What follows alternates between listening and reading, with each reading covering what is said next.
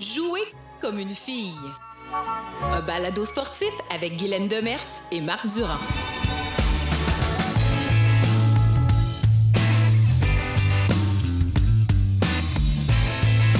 Allô tout le monde, ici Marc Durand.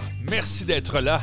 Le balado sportif audio et vidéo propulsé par Égalaction. Aujourd'hui, la visibilité des sports féminins avec le spécialiste en marketing sportif, Ray Lalonde.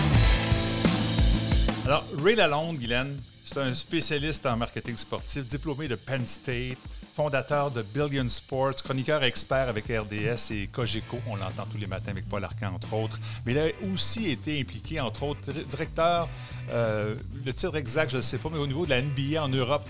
Si tu as vu le documentaire The Last Dance, oui. Hein? Ben, au départ, là, oui. à un moment donné, tu vois Jordan en France, mais il est là. OK.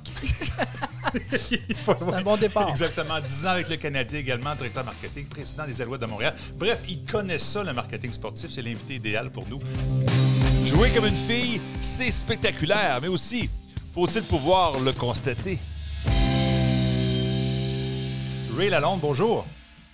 Bonjour. Hey, merci d'être là avec nous. On a un sujet, je pense, qui vous tient à cœur. Je vous ai déjà entendu en parler en ondes à l'occasion. Le phénomène du sport féminin versus masculin. Il y a plusieurs irrégularités, c'est un peu incroyable de voir qu'il y a aussi peu de place pour le sport féminin. Je ne sais pas ce que vous en pensez d'entrée de jeu. Ben, d'entrée de jeu, j'aime ça en parler régulièrement avec des plateformes parce que je pense que c'est important si on veut apporter du changement. Je pense que c'est important de pouvoir dialoguer ouvertement. C'est un peu comme l'effort de mouvement Black Lives Matter. Ouais. C'est des choses qui doivent être discutées en prenant pour acquis que on n'a pas encore atteint l'objectif. Donc, pour y arriver, il faut échanger, il faut parler de ceci ouvertement, confortablement, même quand c'est pas toujours des sujets où on est à l'aise. Parce que je pense que c'est ça qui va briser les mythes et briser les espèces de préjudices qui existent, qui font en sorte que on a tendance à avoir déjà une mentalité puis une idée faite, préconçue de ce que le sport féminin peut représenter dans notre société aujourd'hui. Le sport, c'est un droit humain, c'est une opportunité égale, homme ou femme, jeune, moins jeune. C'est sûr qu'il y a des sports, des plateformes professionnels qui sont médiatisés, qui sont très commercialisés, qui valent beaucoup d'argent. Bien sûr qu'à un moment donné, il y a des choses qui ne peuvent pas nécessairement toujours être égales. Mais je pense que si on est pour poursuivre le progrès et apporter les ajustements dans notre façon de gérer, dans notre façon de percevoir le sport féminin, ben, il faut qu'on en parle. Au départ, est-ce que c'est une question de gros sous ou la qualité du spectacle, en gros, en général? Pourquoi 40% des athlètes sont féminins, mais 4% de ce qu'elles font sont à la télé? Pourquoi? Je pense qu'il faut regarder le sport comme étant, surtout le sport de consommation, là, comme étant du divertissement. Une fois qu'on accepte que le sport de consommation, où les gens là, payent de leur temps, de leur énergie, de leur argent pour consommer, là, il faut accepter qu'on est assujetti à l'impression que les gens ont du produit et la décision qu'ils prennent de comment ils vont gérer leur temps, leur émotion, leur argent. Et c'est là qu'il faut accepter que c'est inégal pour le moment et accepter que certaines choses, certains produits, certaines plateformes, certains spectacles, certains événements ou matchs ou disciplines attirent plus que d'autres. Donc, il ne faut pas s'en faire avec ça. Il faut simplement... Puis il ne faut pas le prendre comme étant un combat. Il faut surtout le dire de façon où on pousse, on est guidé, on est motivé par le progrès, l'ascension, le changement. Et ça va prendre des décennies pour égaliser tout ça. C'est même pas si important que ça soit égal. C'est plus important que le sport féminin ait sa place, qui est florissante, croissante dans nos vies, puis qu'on y accorde plus d'attention et qu'on le traite avec respect, puis qu'on mette les mêmes énergies, les mêmes efforts pour structurer le sport féminin qu'on le fait pour les hommes. C'est ça l'objectif. Parce que d'égaliser ça, pas certain qu'on va y arriver dans notre vie. Oui, de faire un 50-50, c'est peut-être pas ce qui Mais moi, j'ai envie de te poser la question, qu'est-ce qu'on répond à Caroline Ouellette qui veut vivre de son sport puis qui n'est pas capable de vivre de son sport parce que c'est une femme, là, maintenant, elle a la chance ou l'opportunité de coacher au niveau universitaire parce que c'est à peu près la seule place où, comme femme, on peut penser vivre de son sport. Mais je pense à toutes les Marie-Philippe Poulain qui seraient multimillionnaires si c'était un homme. De dire c'est un divertissement, je ne suis pas certaine que c'est peut-être la réponse qu'elles ont envie d'entendre. Moi, j'ai envie de t'amener sur le terrain, sur la patinoire, dans le coin, pour savoir si tu vas sortir la POC. J'ai envie de savoir comment on peut ramener rapidement le sport professionnel. Puis là, je vais parler spécifiquement du hockey féminin parce que chez nous, au Canada, au Québec, c'est notre sport national et on a de plus en plus de filles, de femmes qui excellent. Puis là, on a les preuves, le sont là. Mais comment ça se fait qu'on ne peut pas le voir aussi comme du divertissement, comme on va le voir du côté masculin? Où la graine dans l'engrenage? Mais c'est du sport de divertissement, bien sûr, du sport de consommation. Quand je souligne le mot divertissement, c'est pour ne jamais perdre de vue que les gens ont des choix à faire avec leur temps. Tout le monde a 24 heures dans une journée. Puis à mesure que tu en réduis avec un peu de sommeil, un peu de travail, quelques repas, un peu d'exercice, quelques situations sociales, familiales, personnelles, à un moment donné, les gens ont des choix à faire, à savoir c'est quoi les heures qui restent pour se divertir. Puis là, aujourd'hui, pour tous les sports, hommes et femmes, masculins ou féminins, il n'y a jamais eu autant de difficultés et de défis pour les sports de trouver leur place. Ça n'a rien à voir que le sport féminin en particulier, là, c'est tous les sports. Dans un monde où, dans notre téléphone intelligent, on a un écosystème à 30 secondes qui est au bout de nos doigts, qui peut tout faire pour nous dans une journée, et qui apporte autant du contenu que du divertissement que des distractions. Donc, pour garder les gens engagés, accrochés, connectés, c'est encore plus dur pour tous les sports aujourd'hui d'aller chercher un temps qui est très rare. Quand la vie n'a pas changé, on a encore nos corps humains pour fonctionner à chaque jour, mais on a 24 heures, puis on est limité, puis il faut faire des choix. Puis c'est là que c'est où qu'on accorde comme individu, chacun d'entre nous, du temps pour se divertir et quels sont les choix qu'on fait. Fait que ça, c'est juste une question de dire, si tu me dis, j'ai 5 restaurants à choisir, je dois en choisir un dans le temps pré-pandémie. Puis là, les 5 sont tous relativement égaux. Je vais faire un choix basé sur peut-être mon expérience dans le passé, peut-être le goût que j'ai ce soir-là en termes de menu, peut-être la qualité du service, peut-être l'emplacement, la distance à me rendre. Finalement, il y a plein de facteurs qui affectent. À un moment donné, je vais faire un choix. Mais les 4 autres, là, sont mis de côté. C'est pas parce que les 4 autres sont pas compétitifs, c'est parce que peut-être que ce jour-là, le choix que j'ai fait était basé sur des facteurs que moi seul, je peux contrôler. Ou peut-être que le sport féminin mais il doit trouver sa place là-dedans. À savoir comment le sport féminin entre en compétition avec les autres sports disponibles, mais aussi avec, justement, un restaurant, un cinéma, un Netflix, mon téléphone intelligent, ma famille, une marche dehors, une marche avec mon chien, un peu de sport récréatif. Finalement, il y a tellement de choses devant nous avec 24 heures à faire. Oui, c'est très intéressant, mais effectivement, si tu as choisi un restaurant en particulier, c'est peut-être parce qu'il était meilleur vendeur. Puis ça m'amène peut-être sur une... On entend peut-être un des sports féminins les plus médiatisés, c'est le tennis. Hein? On connaît les joueuses, on le vit. Pourtant, il y a du tennis masculin aussi. Mais tu sais, moi, honnêtement, je me demande s'il y a une différence en temps de code. Peut-être pas tant que ça. Mais je prends d'autres exemples. Golf, par exemple, ça ne fonctionne pas aussi bien du côté féminin. On se lance un défi à savoir est-ce qu'on connaît 3 joueuses dans le monde? Pas sûr qu'on le sait. Pourquoi ça fonctionne en tennis? Pourquoi ça ne fonctionne pas en golf, par exemple?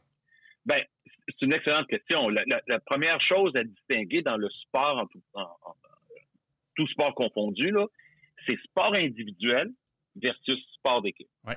Bon, après ça, puis là, je rentre pas dans masculin versus féminin, mais juste sport individuel versus sport d'équipe. Après ça, tu as sport traditionnel ou sport moderne. Sport historique ou sport non traditionnel, non conventionnel. Il y a toutes sortes de sports maintenant qui existent, puis à un moment donné, les gens, dépendant de la génération, s'appuient sur les endroits où ils sont confortable, où ils connaissent un peu, où c'est plus familier, où c'est plus médiatisé, parce que c'est plus normal. Tu sais, en Europe, le football américain, pour avoir travaillé en Europe longtemps, au basketball, mais aussi au football américain, pour la NFL Europe, ben, c'est un sport nouveau pour les Européens, malgré le fait que c'est le sport le plus populaire en consommation aux États-Unis. Chaque environnement, chaque pays, chaque continent a des préférences qui sont culturelles, qui sont historiques, qui sont cimentées dans les habitudes des gens, qui font en sorte que certains sports se distinguent mieux que d'autres. Alors, le tennis féminin a quelques visages qui sont connus de tous, a eu une reine du tennis, Serena Williams, pendant très longtemps, mais aussi la particularité qu'à chaque semaine, c'est quasiment une autre dame qui gagne. Il y a jamais eu autant, c'est d'ailleurs impossible pour Serena Williams aujourd'hui de gagner parce que la compétition, c'est une vague de jeunes qui sortent d'une semaine à l'autre. On n'a qu'à penser à Roland-Garros où Iga Swiatek est arrivé de nulle part et soudainement pris le dessus sur le tennis mondial féminin. Mais un mois avant, c'était Naomi Osaka. Puis le mois prochain, ça va peut-être être, je sais pas moi, Jennifer Brady. Ou ça va peut-être, encore une fois, Bianca Andreescu. Tout ça pour dire que cette parité-là fait en sorte que le tennis a plusieurs visages à montrer de haut niveau et se distingue par le fait que ces filles-là réussissent à se positionner comme étant des championnes. Le tennis a un avantage qu'on rapproche les joueuses des caméras. C'est un sport qui est compact. C'est un sport qui est facile à comprendre. C'est un sport où on voit les attributs physiques des athlètes, hommes et femmes. On les voit se déplacer. On a des angles de caméra puis de production extraordinaires.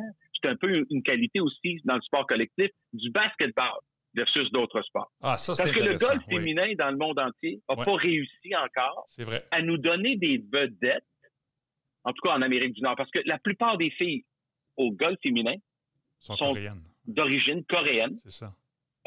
C'est sûr que Brooke Henderson au Canada, c'est une légende déjà. À son âge, elle a plus de victoires au golf professionnel que même l'histoire du golf masculin ou féminin au Canada.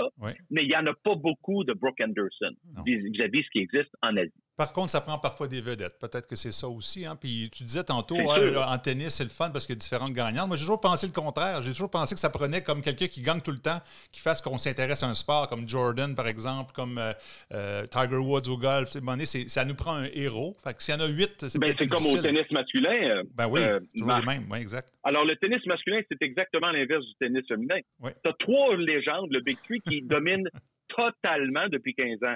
Ça, c'est du jamais vu dans l'histoire du sport. Puis on ne le reverra jamais non plus. Les 3 meilleurs de l'histoire ont joué en même temps. C'est comme Gretzky, Bobby Orr, puis Maurice Richard en même temps. Ça ne fait pas de sens dans nos têtes. Alors, mais ça, c'est l'inverse. Et pourtant, le tennis masculin n'a jamais été en aussi bonne santé grâce à ces 3-là. Fait qu'il y a aussi des caractéristiques humaines. Les 3 ont des personnalités, sont des ambassadeurs, des porte-drapeaux du sport mondial. Dans le cas de Nadal et Federer, honnêtement, sont aimés de tous. Fait que là, c'est comme impossible à répliquer des gars comme ça. Bon, le tennis féminin a l'inverse. Plus de parité, plus d'ouverture d'esprit, plus d'opportunités pour tout le monde. Et ce qui fait en sorte qu'il y a toujours des vagues de jeunes. Ça me fait penser même au golf masculin, où depuis Tiger Woods, soudainement, c'est imprévisible. C'est vrai. Il y a trop de bons jeunes golfeurs qui sont tous des naissants de Tiger Woods, de la génération de Tiger. Si je te ramène sur, tu parlais de l'aspect culturel, puis ça me ramène encore au hockey, je pense que du côté du hockey féminin, de plus en plus de gens au Québec, certainement, connaissent Marie-Philippe Poulin, Kim Saint-Pierre qui a été là, Caroline Ouellette, on a eu vraiment, et on a encore d'excellentes joueuses de hockey qui sont parmi les meilleures au monde. Quand on regarde les codes d'écoute aux Olympiques, l'équipe féminine a battu des records, eu plus d'auditoire que les hommes d'ailleurs. Surtout les derniers jeux. Les derniers jeux, exactement. Oui. Ça a été incroyable. Alors, quand on a tout ça qui est en place, d'un point de vue culturel, le hockey est là et j'ai vraiment, je reviens, là, je suis un peu comme un pitbull qui ne lâche pas son os, mais qu'est-ce que je peux dire, moi, à ces athlètes-là, que oui, il y a de l'espoir qu'on va en avoir une ligue professionnelle de hockey, puis au-delà de dire... Parce que, tu sais, le divertissement, tu sais, Marc disait, bon, le restaurant, c'est peut-être celui qui a fait le plus de pubs. Là, je me suis souvent fait répondre par des journalistes. Bien, nous, on donne aux gens ce qu'ils veulent avoir. Mais pour moi, c'est toujours le discours de l'œuf ou la poule. Tu sais, je fais un parallèle qui est peut-être un peu boiteux, mais quand Apple, il lance un nouvel iPhone, est-ce qu'ils n'en parlent pas puis ils se disent, bien, si les gens l'achètent, tu sais, ça va marcher, ça va être du bouche à oreille, ou bien est-ce que c'est, s'il ne se vend pas, on va dire que le produit n'est pas bon, ou on va dire, ben non, on n'a pas fait du bon marketing. Alors, moi, je pense que un des problèmes, c'est que le sport féminin, le marketing n'est pas là, puis pourquoi il n'est pas là? C'est pas le produit le problème. Tu sais, c'est un peu ça, cette discussion-là, que moi, à un certain moment, m'horripile, je vais le dire. Là, est-ce que c'est parce qu'on ne fait pas le marketing, qu'il n'y a pas de gens qui l'écoutent, ou bien on se dit, le monde ne l'écoute pas, fait qu'ils ne sont pas intéressés? Parce que c'est un peu ça que les journalistes me répondent. Bien, là, on va essayer de démêler tout ce que tu as dit, là, qui est très valable. Je vais attaquer le dossier marketing dans un moment, mais je vais revenir sur le dossier des vedettes québécoises au hockey féminin. Oui. C'est certain que lorsqu'on met pays contre pays dans un environnement patriotique, dans un sport national, là, tout le monde est derrière le pays, bien sûr. D'ailleurs, c'est ce qui fait la force des Américains. On vient de le voir encore avec Team USA qui a remporté la médaille d'or au championnat du monde junior. C'est rare des situations où pays contre pays, on évolue. Même le sport olympique, l'athlétisme, la natation, ben, c'est des sports individuels pays contre pays, mais on se bat pas nécessairement contre un autre pays. Quand tu arrives au sport collectif, comme le soccer, comme le hockey, comme le basketball, où il y a un suffisamment grand nombre de pays impliqués pour la compétition, ça fait en sorte que ça devient nationaliste, patriotique, puis là, on l'a dans le sang, puis là, on se réchauffe avec nos émotions et on suit de très près la performance, dans ce cas-ci, des filles au hockey féminin. Mm-hmm.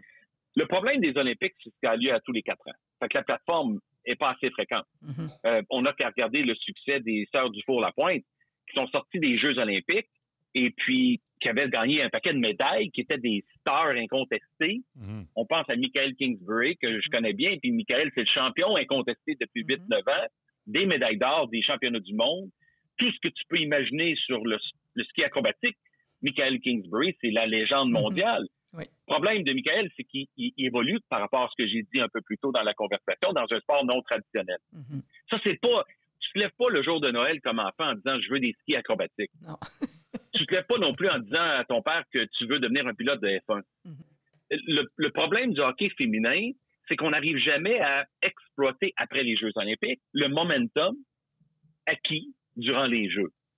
Fait que là, oui, c'est une question de marketing et de business et de modèle d'affaires qui fait en sorte qu'il n'y a pas de plateforme pour pouvoir prendre tout le momentum acquis. Toutes ces filles-là qui sont devenues des vedettes. Marie-Philippe Poulin, elle nous a livré 2 médailles d'or à elle seule. Oui. Littéralement, alors, en marquant des buts critiques en fin de match ou des buts gagnants qui ont littéralement permis au Canada de battre les États-Unis. Et c'est comme... Mais elle évolue évoluait je pense à Boston University, et puis un peu dans l'ombre. Encore une fois, c'est une opportunité d'avoir une bourse d'études aux États-Unis qui vaut beaucoup d'argent, puis de pouvoir poursuivre sa carrière, puis jouer au niveau professionnel dans un programme si petit soit-il, mais elle a pu continuer, mais jamais à la hauteur de son niveau d'élite mondiale. Ça, c'est sûr. Et la réponse à ça, c'est que il manque de structure. Il manque de leadership de la part des ligues professionnelles hommes. Le succès du sport féminin va toujours passer par des décisions prises par des hommes. Je sais que votre temps est compté, puis on apprécie beaucoup vos commentaires jusqu'à maintenant. On a quelques questions qu'on ne veut pas éviter, puis justement, vous m'amenez sur la piste. LNH versus NBA. On a un bel exemple, je pense, d'une ligue masculine qui a embrassé le fait que les femmes jouent au basketball et les récentes décisions qui ont été prises, les salaires, les congés de maternité, tout ça, font que la WNBA commence à être une ligue majeure, sérieuse. Le hockey aurait intérêt à faire la même chose. Je rejoins un peu les propos de Guylaine. On s'intéresse beaucoup au hockey au Canada. Pourquoi le hockey n'a pas embarqué là-dedans? Bon, la WNBA, c'est la 6e ligue la plus importante en Amérique du Nord, parmi les ligues professionnelles. Bravo. Et ça, c'est le hockey de la Ligue nationale est 4e. Donc, ils sont pas bien loin. Bon. La MLS est 5e, puis la WNBA. La WNBA, j'étais là en 1997 avec la Ligue lorsqu'on a lancé la WNBA. Oui. Et Val Ackerman, qui était la commissaire à l'époque, était une avocate qui travaillait dans les bureaux de la NBA comme adjointe spéciale à David Stern. Était là dans le poste qui a été par la suite comblé par Adam Silver, qui est maintenant le commissaire de la NBA.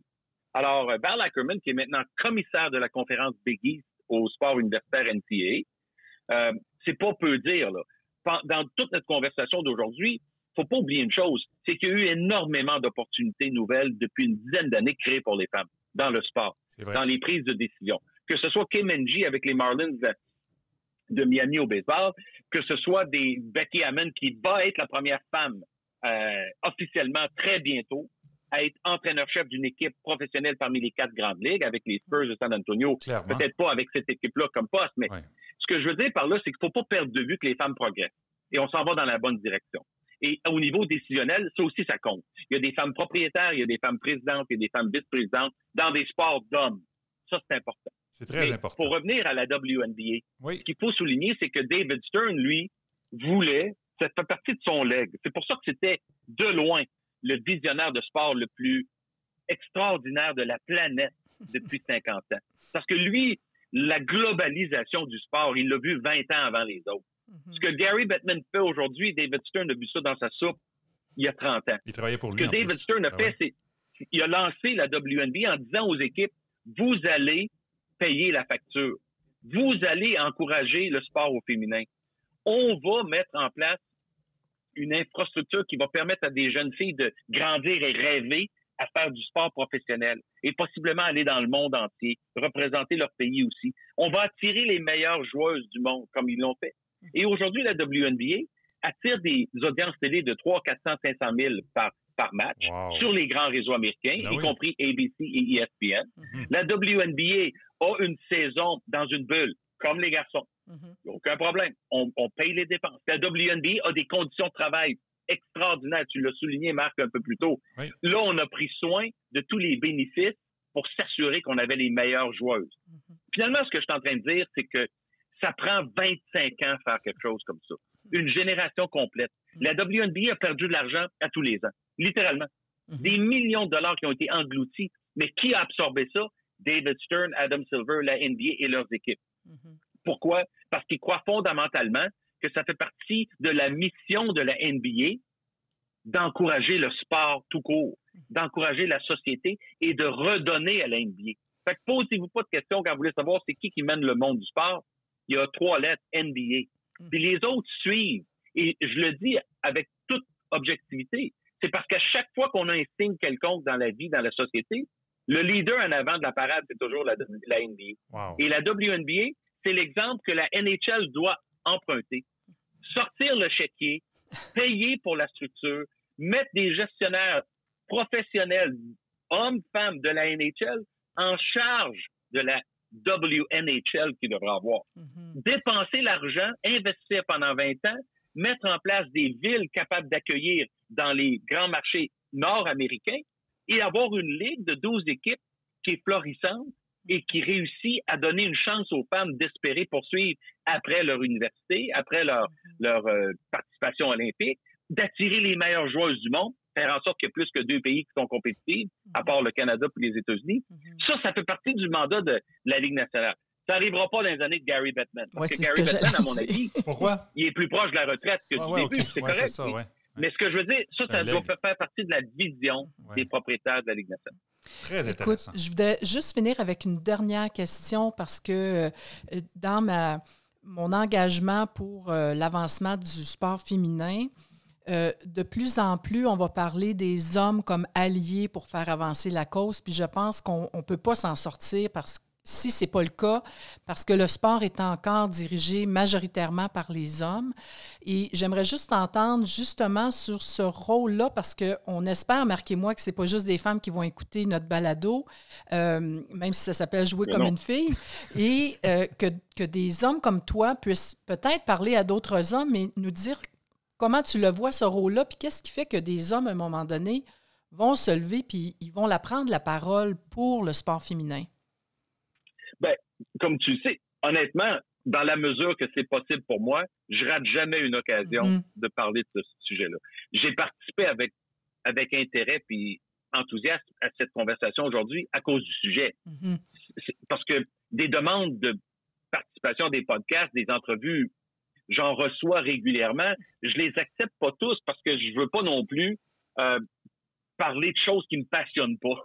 J'aime parler des choses qui me passionnent. Alors, moi, je crois fondamentalement que plus de femmes qui jouent puis qui participent, qui ont une plateforme puis une opportunité de jouer professionnellement, gagner leur vie, puis on a une structure qui part des toutes petites jusqu'aux femmes plus expérimentées, c'est bon pour le sport, c'est bon pour la société, puis c'est bon pour la vie, puis c'est bon pour l'humanité. Point final. Je regarde pas la séparation entre hommes et femmes. Sachant très bien, je sais que les sports d'hommes ont une longueur d'avance sur les sports de femmes, bien sûr. Mais la seule façon d'y revenir, je reviens à mon tout début, c'est d'en parler, puis c'est d'échanger à ce sujet-là. Alors, je pense que ce que ça va prendre, c'est que des ligues s'engagent, parce qu'ils ont les moyens financiers, à soutenir ce qui va être nécessaire comme structure, puis que des hommes dirigeants acceptent que ça va faire partie de leur mandat, leur mission, puis que les entreprises commerciales se décident eux aussi à avoir pas juste un objectif mercantile.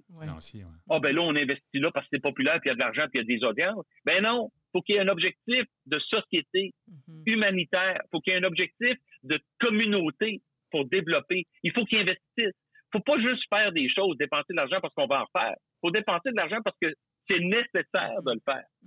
Et il ne faut pas toujours s'attendre à ce que ça nous revienne en dollars.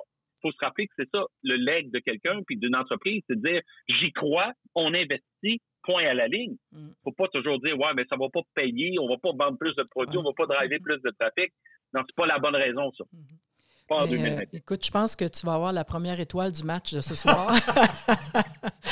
Ça a été vraiment un plaisir et je vais sûrement te relancer à certains moments, mais parce qu'on a clairement besoin d'hommes alliés qui vont faire... c'est ça, brasser un peu les colonnes du temple. Oui, effectivement. Merci infiniment, Ray Lalonde, pour cette participation.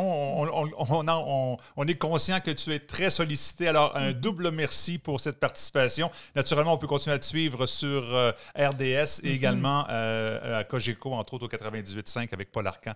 Alors, merci infiniment, Ray, puis continue ton bon travail. Oui, merci. Merci beaucoup à vous pour l'invitation. Bonne chance, on continue ensemble. Okay, merci. Au revoir. Wow, hein? Oui. Écoute, on aurait pu passer 2 heures parce qu'il y avait des sous-questions qui me venaient à chaque fois.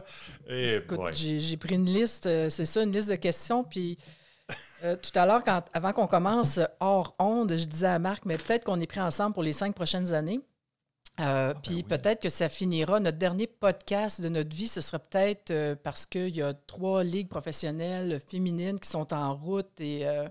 qu'on quitte pour aller voir un match. Bien, ce serait intéressant, une mise en jeu officielle au Centre Vidéotron. Mais il y a tellement de possibilités. Puis je pense que les gens s'en rendent compte. Puis l'exemple de la NBA est très bon parce que la WNBA, 6e ligue majeure en Amérique du Nord. Là.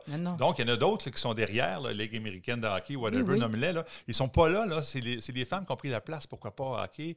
Il y a tellement d'autres sujets dont on va pouvoir parler au fil des podcasts également. Et celui-là était vraiment intéressant. On va parler également des ligues, par exemple, féminines, des opportunités en Europe. Il n'y en a pas beaucoup ici. Quand je pense basket, volleyball, water polo, handball, ça se joue là-bas. Les femmes peuvent gagner leur vie là-bas. Tout à fait. En Australie, en rugby aussi. Nous, ici, c'est comme, oublie ça, là, ça n'existe pas. Non, on est vraiment plusieurs années derrière. Dans certains pays, certains sports. Oui. Mais absolument. C'est très intéressant. WTSN, c'est un autre sujet, je voulais parler avec lui, mais pendant 2 ans, TSN a lancé une télévision 100% féminine. Ça a duré juste 2 ans. Oui, mais on l'explique, hein. En fait, ils ont été trop avant-gardistes. C'était peut-être trop tôt, hein, il y a 20 ans. C'est quand que ça a parti, là, la seule façon d'être abonné, c'était si tu avais une soucoupe. T'sais, si on retourne là, c'est quasiment il y a 20 ans. Là. C'est vraiment il y a 20 ans, c'est en 2001-2002. Et ça te prenait une soucoupe. Déjà, on éliminait un paquet d'auditeurs potentiels. La deuxième erreur importante, c'est qu'il fallait que tu payes. Si tu t'abonnais à TSN, WTSN ne venait pas avec. Il fallait que tu payes en plus pour avoir WTSN. Fait que ça aussi, fait que là, tu as une deuxième prise, là. Ouais. Alors déjà, on élimine plein de gens. Si tu n'as pas, il faut que tu payes le surplus, alors que si en t'abonnant à TSN, si tu avais eu WTSN, ça aurait changé la donne. J'ai eu le privilège de parler avec la présidente, celle qui a démarré ça, qui était là au début. Oui. Puis, écoute, c'était une première mondiale. On était avant-gardiste, bien avant ESPNW. On était vraiment en avance là-dessus. On fera une pause. Oui, on fera une pause. Oui, allô? Oui, bonjour, Marc. Oh, il est peut-être accroché. Oui, OK. Tu m'entends-tu? Est-ce que tu m'entends? Allô? Êtes-vous là, M. Lalonde? Oui, je suis là. Est-ce que tu m'entends? Oui, très bien. OK. Bon, parce que j'essayais d'intervenir, je vous entendais parler, puis... Ah, OK. Non, mais c'est correct. Là. C'est donc gentil. Oui, non, mais c'est parce que je voulais juste conclure avec vous, là, d'abord, pour vous remercier de m'avoir invité, puis deuxièmement, de vous dire là, que j'écoutais votre conversation rapidement, là, sans indiscrétion, vous en faites pas. Ce que je veux dire, c'est que, évidemment, l'intérêt de ce sujet-là, c'est d'y revenir régulièrement. Puis, plus on va revenir régulièrement, ça va devenir quelque chose avec lequel on compose à tous les jours, qui va être accepté par monsieur, madame, tout le monde dans la société. Ils vont commencer à développer de la curiosité, ils vont commencer à porter de l'attention. Puis, c'est comme ça qu'on fait des pas vers l'avant. C'est d'en parler souvent. Puis, le progrès des femmes, pour terminer, dans le côté business, dans le côté administratif, faut jamais rater l'occasion d'en parler aussi parce que c'est quand même des pas de géants là, que des femmes aient des postes dans des sports d'hommes. Oui. Ça veut dire qu'on fait confiance aux femmes, on leur donne la chance, on arrête de regarder si c'est un homme ou une femme, on y va pour le talent, les compétences puis le potentiel, point final. Clairement. Ça, déjà, là, c'est un pas de géant qui va soutenir la cause pour le sport féminin parce que ça veut dire qu'il y a des femmes qui vont pouvoir influencer, elles aussi, les prochains choix d'investissement dans le sport. Puis ça risque d'aller plus du côté des femmes. Fait que ça, il faut toujours élargir le sujet pour garder les gens engagés puis parler. Parce que si on est trop pointu sur un seul sujet, hockey féminin au Canada, on perd l'occasion de parler de tout le progrès réalisé sur la planète. C'est vrai. Mais voyez-vous, le podcast qu'on a actuellement, Jouer comme une fille, c'est justement pas de blâmer quelqu'un, puis ça va donc bien mal. Absolument. Ça a toujours été ça. Le but, c'est d'être, hey, qu'est-ce qu'on a fait de bien depuis? Qu'est-ce qu'on peut améliorer? Puis comment on peut le faire également? Puis je pense qu'on a eu quelques réponses avec votre participation. Puis oui, c'est là pour ça, Jouer comme une fille. C'est un podcast pour faire évoluer les choses. Et puis, je pense que ça sera bénéfique, j'en suis convaincu. Parfait. Hey. Alors, ça m'a fait plaisir. Merci encore pour l'invitation. Bonne chance. Hey, merci Guylaine. Merci encore. Merci, Ray. Bye. Au revoir. Bonne journée. Au revoir. Wow. Hey, ça, c'est du direct, hein? Ah, ben, c'est fantastique. C'est fantastique. Vraiment. Comme quoi, ça l'intéressait. Vraiment. Il l'avait dit, puis je le savais parce qu'effectivement, dans ses chroniques, à l'occasion, lorsqu'arrivent des sujets, une fois par jour, il en parle de sport féminin. Mais je pense qu'on a une réponse parmi tout ce qui a avancé.